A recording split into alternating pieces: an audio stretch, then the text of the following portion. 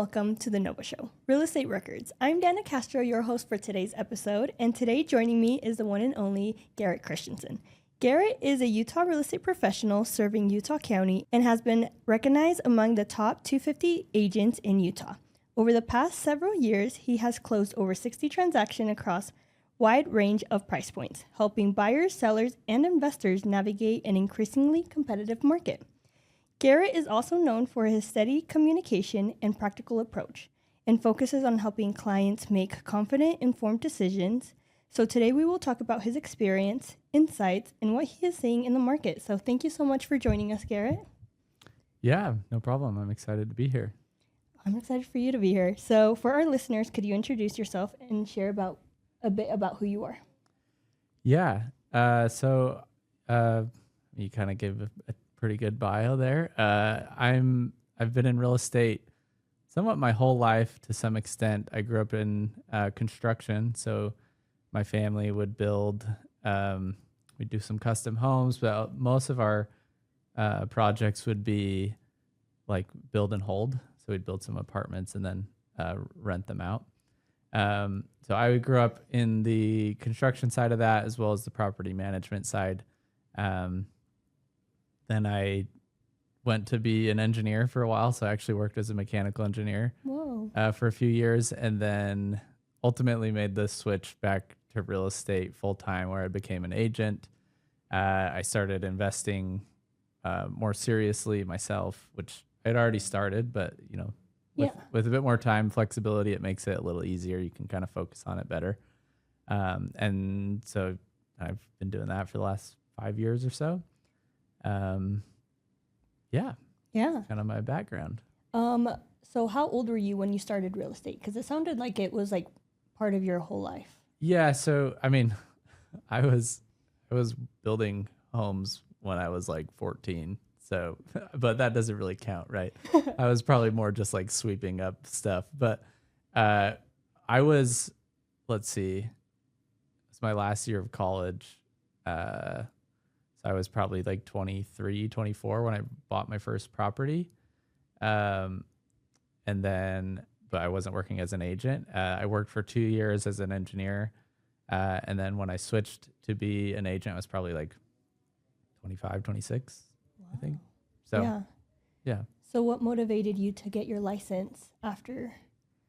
Yeah. So I kind of had the dream job for an engineer, which is kind of weird to say that I switched. The biggest motivation for me was I didn't like getting paid the same amount regardless of how hard I worked, if that makes sense. So, I was working really hard, and it was like creating a lot of these products for this company, and it's great, and I love the company. It was kind of the dream job, but ultimately I think I just wanted to be more self-employed, and kind of just make money relative to how hard I worked. Yeah. If that makes sense. And then, like I mentioned before, it also would open up some flexibility for me to on the investment side of things. Main reason for that is I do like pretty like labor intensive investments. So like I'll buy a like dilapidated property and then fix it up. Yeah. And I do a lot of the work myself just because I have the experience. And Great. At the time I did not have as much funds, so it's harder to hire people out. So it allowed me to get into some deals that I could, and then I would just work on those in my free time, because as a new agent, you have decent amount of free time. Yeah. And then obviously I could go help my clients when I needed to, and then go back to working on properties. That's great. Then what did your first year of real estate, because you were saying how your spare time you would go and fix out your investments. So how was the first year? Yeah. It's a little slower. I think I closed luckily I do have some family that like also invests. Mm-hmm. So my first deal was with my sister, actually, just buying a condo for her. I think I did that one like 3 months in. It didn't really start picking up until about 6 months in, I would say. Okay. And that's when I started to do a bit more advertising. Mm-hmm. And spending more money on that front. but yeah, I mean, it's challenging the first year regardless. But after that first 6 months, it definitely started to pick up. Yeah. It was also during COVID, so it was like insanity. Oh, Like really? there's just a lot of people buying, Yeah. So definitely more biased towards like family and friends Mhm. deals to get started. Was So. it hard to start during COVID year? Because I feel like there was a lot of sales, but it was just kind of like a scary time. Yeah, it was very it was like baptism by fire, basically. Like you just had to learn very quickly Yeah. because everything was quick, right? Everything was quick. And so it was like you just have to learn, right? You're forced to learn. And so I ran across a lot of circumstances that I probably would have taken me, years to come across in like a quote unquote normal market. But yeah, probably just an accelerated learning. Yeah. Were there pretty decent bidding wars that you got into during COVID? Oh yeah. We had there was like 10, 20 offer transactions. I mean, it was just normal COVID stuff. You go to show a house and there's 5 or 6 other parties walking through at the same time. Whoa. And like, I remember the first time I went to open up a Supra, I was like, oh, like I've never done this before. Like, and I have a new client. I'm like, oh no, like I didn't think this through. Yeah. And so I was like minor things that you wouldn't think about now, but as you're a new agent, it's like really scary. It's You're like, I'm going to look like a noob in front of my client. But I lucked out because there were like 10 people walking through the house. So the door was just wide open. I didn't even have to open the Supra. Oh my gosh. I should have checked in now, looking back, but, yeah, I was like, oh, sweet. You're like, yes. So yeah, dodge that bullet. I feel like, the real estate world right now, you're not going to find 10, 20 families. No, definitely not. That's not the current market right now. No. What would you say the current market is right now? It's a bit interesting right now. I'd say that it's like if you are listed well, meaning you're priced well, there are bidding wars. I just lost one this morning. It's like 3 to 5 offers is probably what we're seeing in like a bidding war in this market, but those are only on certain deals. And if you are priced even a little bit high, you're going to sit. Really? So it's kind of this like polarized market in a way right now, although things are picking up as they typically do.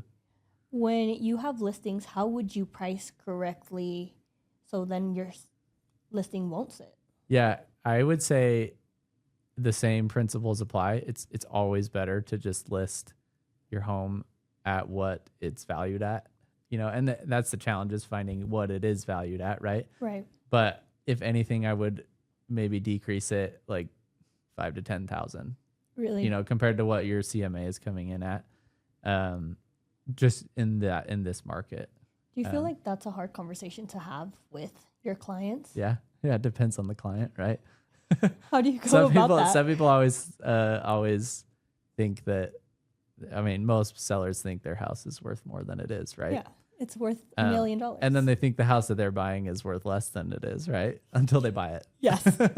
But that's just part of the game, I guess. I'm a very big numbers guy, as you can imagine, being with an engineering background. So I tend to take that approach, where it's like, hey, this is what the data show.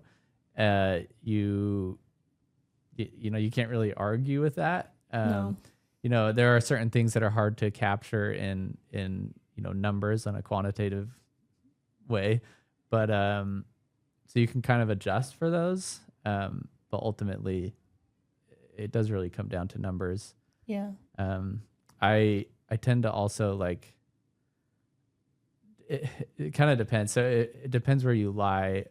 So for example, if we're listing a house that's like 515, it's like I would probably try to convince the sellers to start at 499, and you're gonna sell a lot more. Really? Just because you're under that threshold that people like big round numbers, right? It's true. So yeah. It doesn't mean you're gonna sell it at 499. You might drum up more interest. Get into a bidding war. Exactly. Yeah. I mean, my last listing, this is a unique situation, but it was like very much like a fix and flip house, hoarder house. CMA came in around, 340 if it was fixed up. Sorry, not if it was fixed up. That's just what I would have valued it at in the current condition. We listed it at 299. We had 23 offers in a matter of days, and it ended up selling for around that price. Like ultimately, it's going to sell for what we calculate it's going to sell for. Right. It's just a strategy of how to do that. Yeah. Well, when buyers are in the area and they're kind of concerned on the market, how do you help them kind of feel more at ease? It'll depend on their concern. I'd say probably the most like consistent concern they have is the market going to crash right after I buy? Oh yeah. Right. And right now, I guess that a lot of people are thinking that feels like it's been years of just like constant uncertainty. I tend to just tell people, hey, real estate's a long game. If you're planning on selling, like if you're moving in 2 years, you might consider not buying, right? But if it's 3-5 years plus, you're most likely going to be fine. It's rare that the real estate market drops and is decreasing over a long time period. It's proven by numbers. Exactly. Yeah. Yep.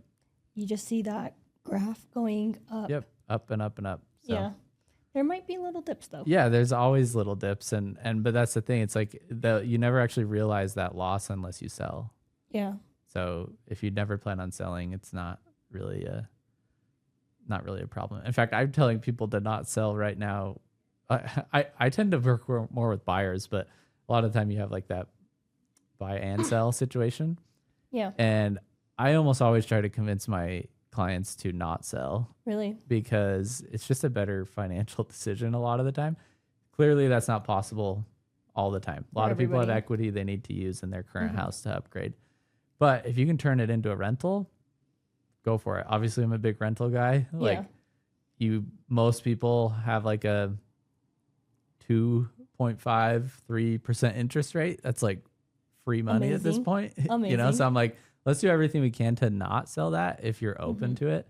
Some people don't want to do that, but it's worth having the conversation and looking into it to see if it's a possibility. Yeah. Even though that doesn't really benefit me as an agent, but in the long run, it's better to just help people. Help people. Yeah. So how many investment homes do you have? I have like 12 doors, I guess, as people say, because I have like an apartment building and then some houses. Yeah. So I have 1 7-unit apartment building and then 5 houses. Wow. So, what would be your advice for real estate agents who also want to start in investment homes? I'd say try to make as much money as you can as an agent because you need money to buy investment properties. Yeah. If you're willing to put work in, you can get better deals. And then again, kind of do what I did is use that free time to fix it up. Yeah. And you can add a lot of value there. For a new agent specifically, you might not have tons of work on the agent side of things. So you got to fill your time with something. Yeah. So that's a good option. Yeah. No, that was great advice. For the agents who are starting out, I know that when you started your real estate career, you had to hit the floor running. For people who are just starting out, maybe at this market, what would be the advice that you would give them for like prospecting? Yeah, so I'm probably not a great example on the prospecting front. I very quickly got into like advertising, like those 6 months, right? Like the big shift there was getting into marketing with Zillow. Okay. Same can apply to like realtor.com or there's a lot of different platforms, but here in Utah, Zillow is definitely the more dominant, website platform that people go to. That was really what shifted that. I had to, this is a whole can of worms right here, which we might have to dive into, but Zillow kind of does things differently now. But at the time, was kind of like a monthly fee structure. So I had to take the risk and, fork out a lot of money in hopes that I would get those clients and it would pay for itself. And so it was scary at first, but it Paid off. it paid off. Yeah. Right. You got to get clients. And the way I see real estate, like working as an agent, is you need to basically accelerate the time point of when you have no clients of your own to the point where your business is sustained by referrals, essentially. And so if you can span that gap quickly, that's going to be a lot better. Because the big agents out there, they're all just working off of referrals. Yeah, they're SOI. Exactly. And their past clientele, is sending them new people. And I mean, if you were to track that on my projection or my years, it's just slowly increases. Like the percentage of referrals has just been increasing. And that'll just continue to happen. But you have to have a big pool of clients or your SOI, and for that to grow, right? Yeah. I'm not very good at my SOI. Like I'm not like social media. I'm not like, I don't like tell anyone I'm an agent. Like I was gonna ask, how do you stay in front of your? I don't. I mean, I've tried to in the past, and I just am not good at it, and I don't really enjoy it. That's and okay. so I am shifting things a little bit to like basically help like my past clients. So like we got them ski passes and stuff, like corporate passes, so all my past clients can use those, and it just keeps us a little bit top of mind. So things like that, I'm starting to do more, but I have not done a good job of doing that. That's okay. It can actually be really time consuming, and then like if you don't enjoy it, you kind of just I have to do that. Yeah. So Getting those Zillow leads and like advertising with these platforms, you basically accelerate that growth, right? So you're just growing that clientele, and those referrals will start to come faster. Versus if you were to just do the same from your SOI and then slowly grow your clientele, it's just gonna be way faster. Yeah. Obviously you have to pay for it, but yeah. How many transactions were you in when it felt like it finally clicked? Like I know what I'm doing now. I think you always kind of feel like you know what you're doing until something comes up that you don't know what you're doing. Totally like, I fair. mean, I think you could ask any agent, they're going to come across something that's like, oh, that's a very unique situation that I never had to deal with. It doesn't happen nearly as often though. Really? I mean, it was probably after a year, maybe year and a half. Where something hit and I was like, oh. Yeah, where it's like I can before. pretty much handle anything that comes my way, but like even now, like every once in a while you'll get a unique situation. Yeah. But like I have the tools and the experience to know how to problem solve it. Yeah. So what surprised you the most when you first got started? I don't know if anything, again, I kind of knew real estate. I had been purchasing real estate before I was an agent. Yeah. So there wasn't anything that surprised crazy. I don't know. This is kind of a bad thing to say, but I was a little surprised at how rude some people can be, like to agents. Like I know agents don't have like a great look, right? But there's like the stereotype of we're just trying to, make some money and manipulate. We don't care about you, and your decisions, and that's obviously not true for most agents, I would say. But yeah, people just take advantage of your time significantly. Really? But how do you step out of that situation? Right now I don't need the business as much. So before I'd probably bend over backwards a bit more to get any client. But I mean, so for example, we'll get a Zillow call and this is a brand new lead. You're talking to them for the first time. They want to go see a house and they will just say, well, no, I'm already like, I don't want to work with a buyer's agent. Like I'm not interested in that at all. And then, we go through our talking to them and being like, hey, it is actually a really good idea. Like, it's totally your decision, but like maybe you consider it. And they'll just be like, nope, I don't want to do it. and then immediately be like, well, can you go show me the house? And it's like, no. Like, so at this point, I'd probably just be like, no, sorry. Like, I'm not interested. Yeah. I'm not just going to waste my time after you just told me that, you're not interested in working with me. But if you're a bit more hungry for deals, you might be like, well, let me just meet you at the house. Yeah. And a lot of time you can kind of convert that, that lead, right? And I've done it many times, but it all depends on the situation. Yeah. So. No, that's so true. Well, before you became an agent, I know that you were talking about construction and how you were working in construction. Do you feel like you would ever go back to like engineering? That world? Yeah. So construction, I kind of still do, right? Because for my own properties, but engineering, I love engineering. I have some side gigs where I kind of scratch that itch. Yeah. But I could never not be self-employed at this point. Really? It would be very hard. You just enjoy it?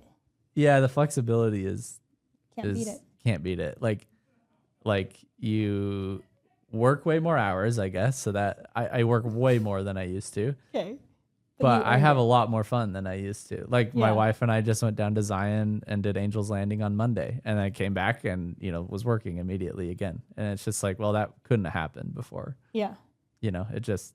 You would have had to ask for somebody. Yeah, you got to ask for it. But and we got the permit because you have to have a permit for Angel. Really? So it's like, oh, we got to go now.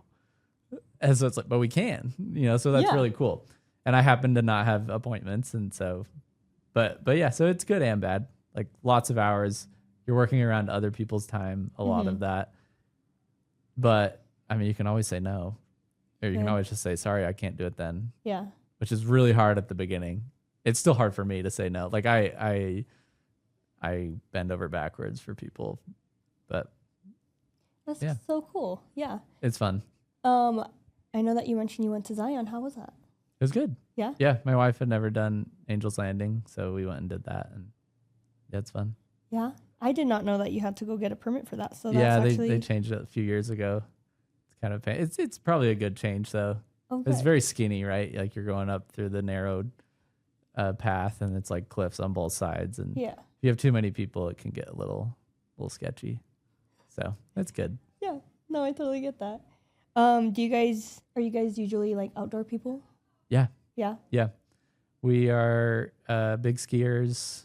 My main thing is probably trail running. Oh, that's so cool. So, yeah, lots of time in the mountains. Yeah. Bummer year this year. No snow. Yeah, it's been kind of a weird year. Yeah. Do you guys have any pets? Nope. We have 2 kids though. Oh, 2 kids? So, yeah. And actually a third on the way. Oh my gosh, congratulations. Yeah, it's exciting. That is so exciting. Well, back to real estate. Sure.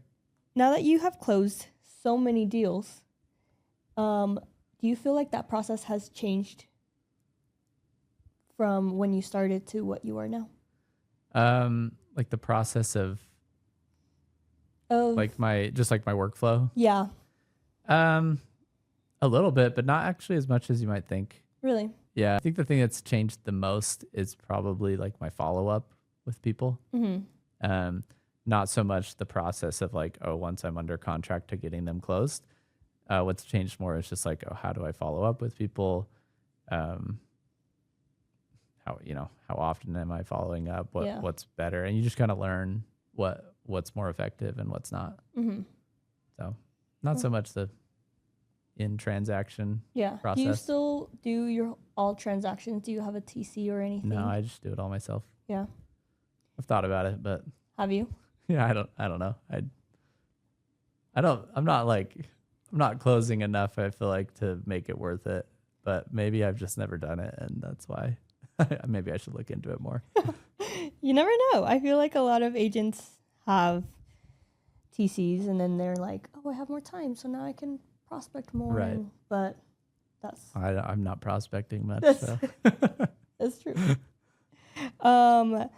Looking at the real estate market right now, what would you recommend for buyers? Do you feel like we're in a buyer's market right now? I do.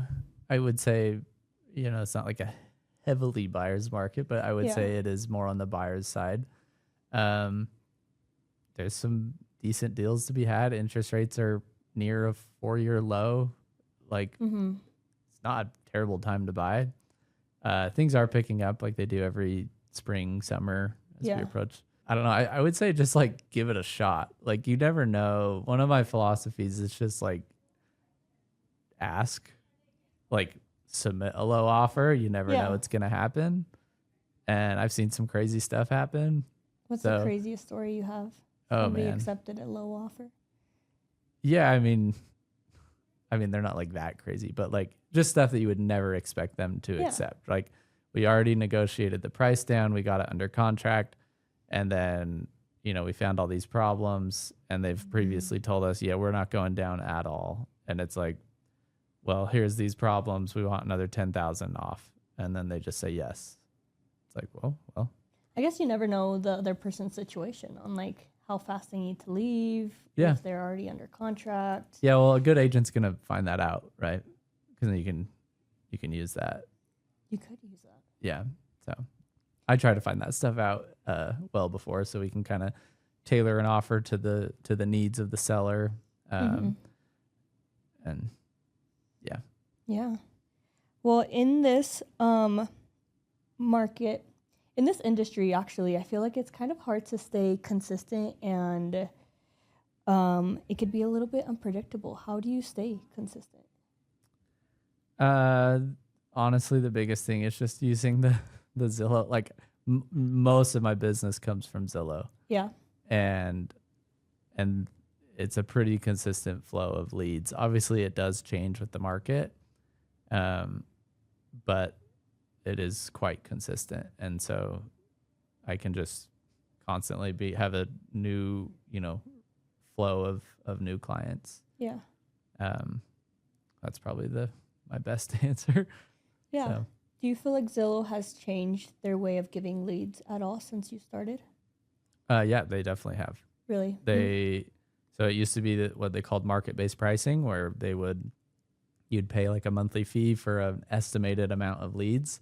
And now they've switched over to a referral based like process. So you have to be on their program. So there's only 17 teams in Utah that are on their program. I believe they still have market-based pricing, but it's just not very effective anymore. Oh, okay. But if you're on these, they call it Zillow preferred teams. It's a referral base, so we pay a percentage of our commission to Zillow. Oh, really? From the leads they give us. Yeah. Just like any other referral, if I were to refer a client to another agent, I would charge a referral fee. Mm-hmm. But is that if they close, or if they close. So, unfortunately, for those of us who were converting pretty high before, like our conversion rates were much higher, we actually make less money with this new process. Because we know exactly what our ROI is going to be, right? Because we are giving them the same percentage of every transaction. Right. So it's a little less like upfront risk. It's better for newer agents. They can, you only pay what you make, a percentage of what you make. Whereas before it was like, well, I'm going to pay $5,000 to $10,000 a month to Zillow, and I hope it pays for itself. Whereas now it's like, okay, I'm going to get all these leads. I'm going to only pay what I make, but it's a bigger percentage, right? So if I was converting way higher before, I'm just making less money now, but it's Zillow. It's hard to compete, hard to change what they do, and I get a lot of business. So it's a good partnership still, but sometimes I wish they hadn't switched to that process. Because you were saying the way that you had it before is not very effective anymore. And I don't really want to get in trouble with Zillow or anything, but from what we've seen and talking to other agents who are still on market-based pricing, when they shifted over to this new Zillow preferred platform, they're providing more leads to those teams. And so they're not just like coming up with new leads out of nowhere. They have to pull them from somewhere. So basically you get less bang for your buck on the market-based pricing now, because they're pulling those leads and giving them to the preferred teams. Wow. So I know it's kind of. It gets kind of That's allegedly that's what they're doing. I'm not allegedly. gonna. You started a team recently. Yeah, so along these lines, the preferred team. So you have to have a team to be, Yes. and I was selected to be on one of these preferred teams. Oh, that's a huge At the time, deal. it was just my sister and I actually, and so I got a third, now a fourth member. Still a very small team, and honestly, I see it more as like a referral pool. Yeah. Like we're not having like team meetings and stuff. It's like you guys run your business how you want to run, but like I'm gonna provide you a lot of leads, and you do have to use certain software like our CRM. We have to use Follow Up Boss, just how Zillow wants us to do it. Oh, really? To be partnered with them.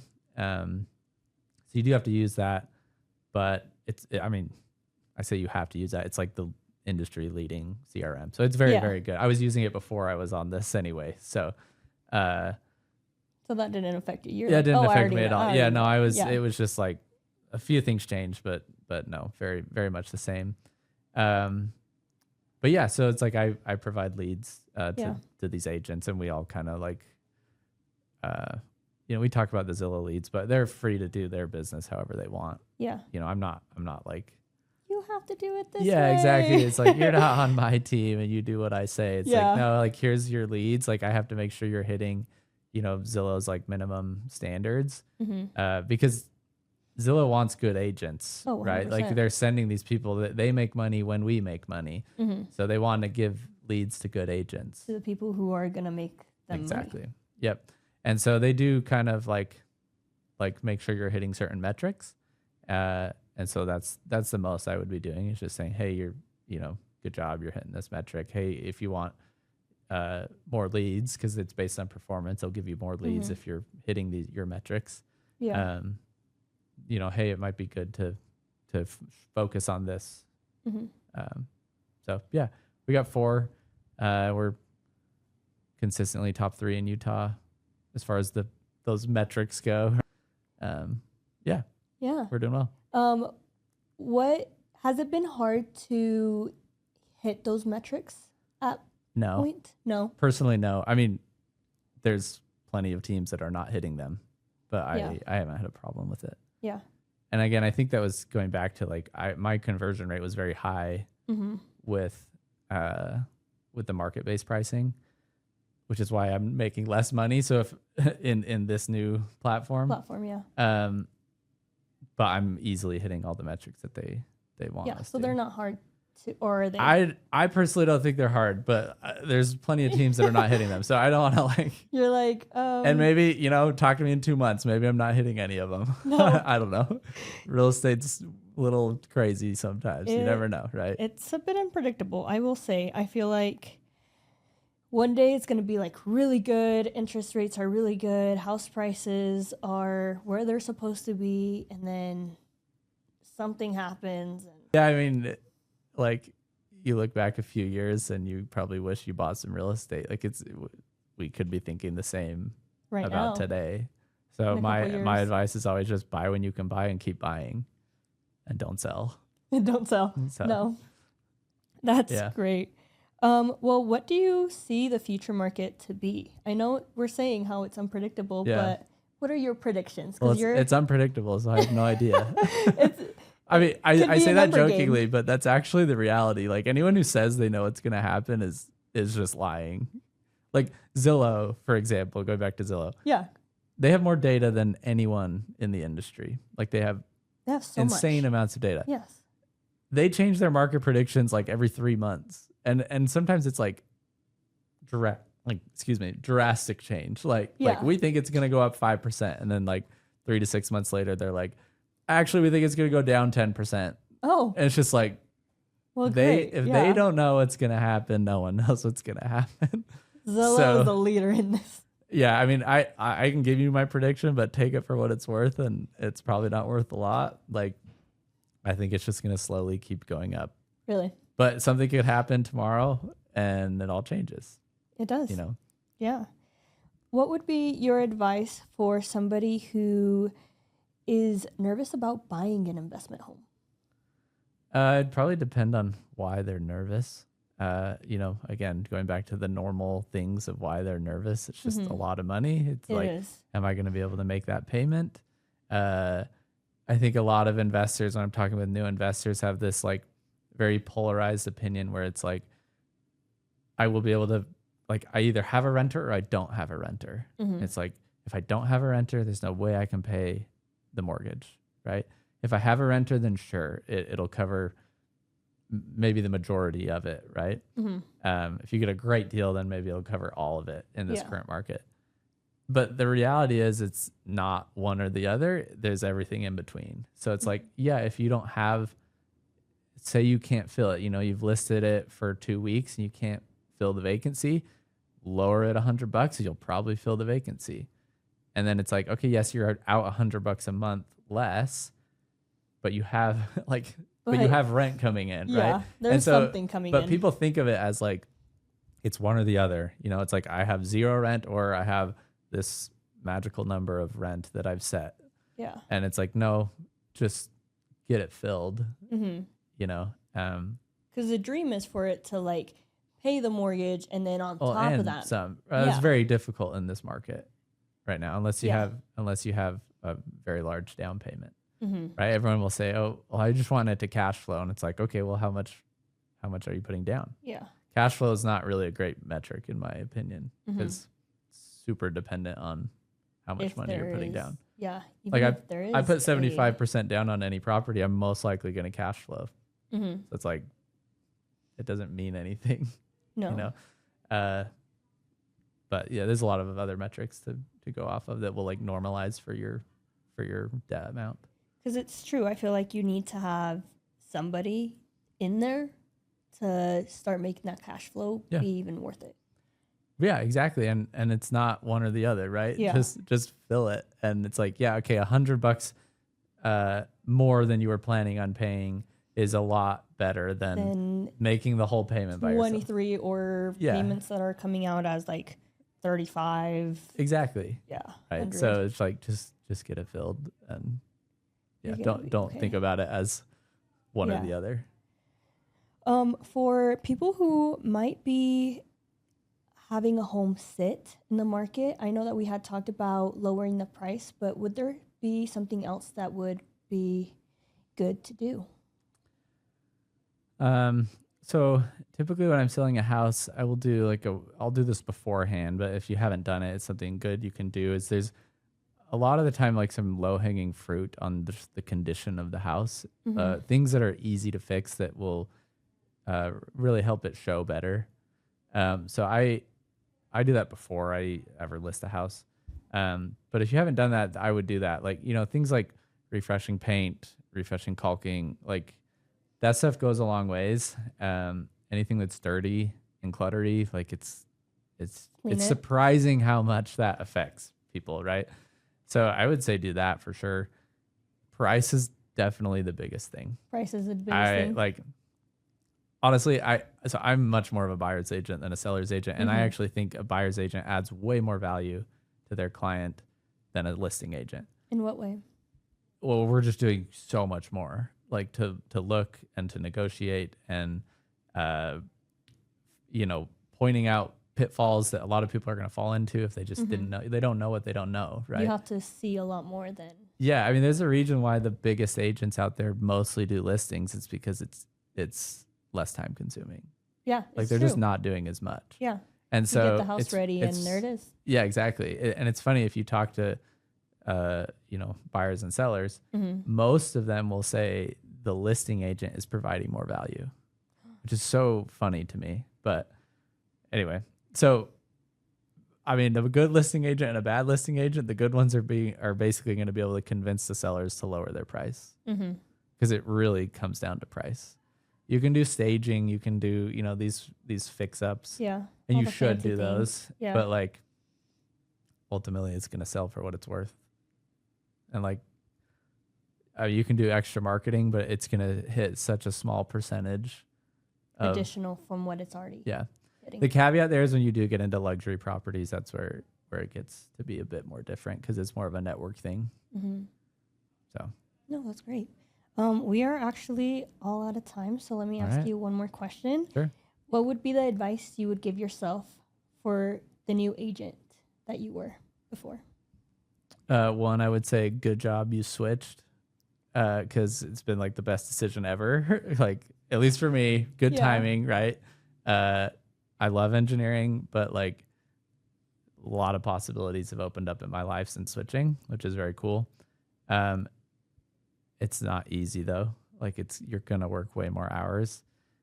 Main thing I would say, and this is more the long term, is like go to bat for your clients. Like when I first was starting out, I was so hungry for deals, to make some kind of money. It was like, I would almost do things just to save a deal. Mm-hmm. It's like, oh, it's under contract, but we find all these issues, for example. And I'd be like, oh man, like we got to like make this work, where it's like, clearly they shouldn't buy this house, for example. I would say just you're representing your client. You do everything that's best for your client.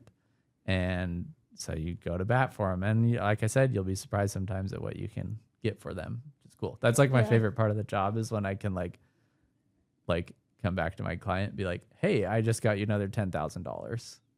Like, sweet. That's amazing. And they're really happy about it. So that's fun. Well, thank you so much, Garrett, for being part of our podcast. Yeah. And we will catch you on the next episode. Thank you so much. Thank you. We hope you enjoyed this episode.